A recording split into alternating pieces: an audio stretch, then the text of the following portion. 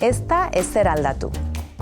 Ezer, ezerrez, inor, inorrez. Kaixo, zer moduz? Gaur informazioa eman eta jasoko duzu. Ui, lagunen mezu bat daukat. Festa bat prestatzen ari gara eta barkatu, erantzun egingo diet.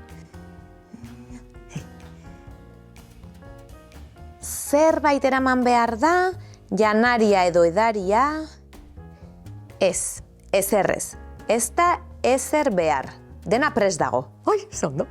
Primeran, gero elkartuko gara, orduan.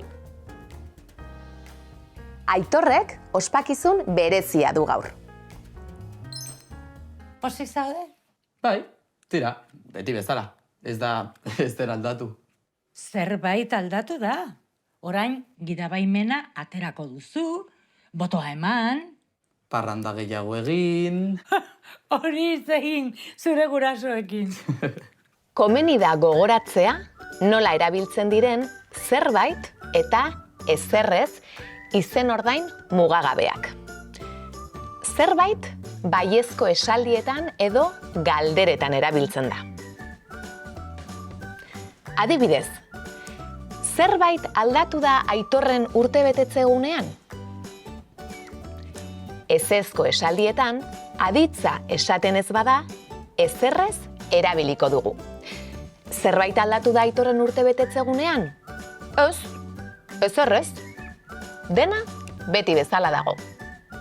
Orain, bi izenorde hauen bereizketa zehatzago aztertuko dugu. Ezer edo inor eta ezerrez edo inorrez. Ezer edo inor batez ere ezezko esaldietan erabiltzen dira, baina ez ukatzailea behar dute. Adibidez, nire urtebetetze festara ez da inor etorri. Oihuak entzun ditut gelan, baina ez da ezer gertatu. Aditza esaten ez denean, ezerrez edo inorrez erabiltzen dira. Adibidez, zer esan dizu irakasleak? Ezerrez. Nor etorri da? Inorrez.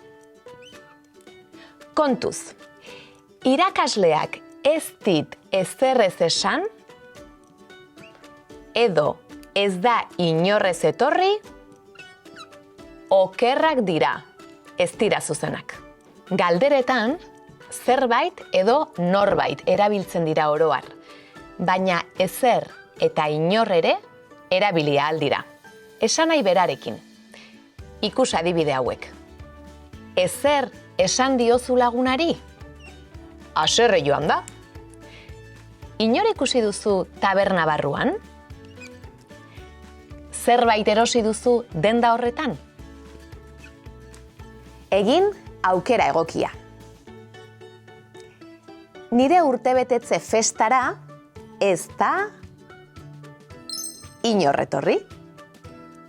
Oihuak entzun ditut gelan, baina ez da ezer gertatu. Zer esan dizu irakasleak? Ezerrez? Nor etorri da? Inorrez. Adierazi galdera beste modu batera, esanahia aldatu gabe.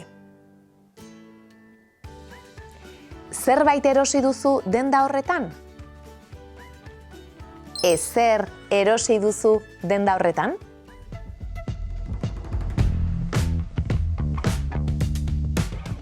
Zerbait eta ezerrez.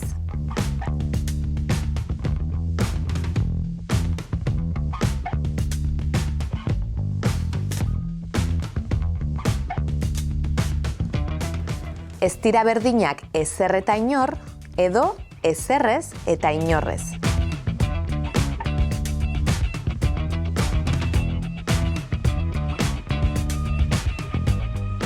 Zerbait eta norbait, ezer eta inor.